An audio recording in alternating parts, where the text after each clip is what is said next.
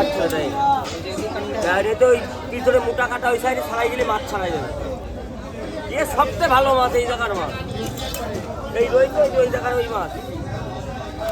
কোনটা কি জাহাজ নাকি এটা? জাহাজ জাহাজ একদম উড়ো জাহাজ নাকি? অবশ্যই একদম উড়ো জাহাজ চলে গেল আরে দাদা কালার দেখো মাছে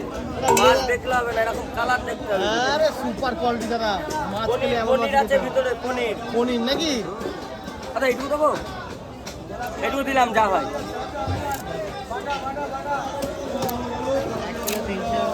আরে দাদা কত যাচ্ছে? মাত্র 400 টাকা 400 টাকা কিলো যাচ্ছে এখান থেকে 1 কিলো 480 গ্রাম যাচ্ছে না ও হো আজ তো গোটা মাছ থেকে দাদা টোটাল ওজন কতটা ছিল দাদা? এই টোটাল এটা 8 কিলো 8 কিলো ওজন ছিল 8 কিলো থেকে 1.5 কিলো মতো গেল 1 কিলো 480 গ্রাম একদম ও কালার সেই কালার সেই কালার মাছ খেলে কিন্তু এমন মাছ দেখো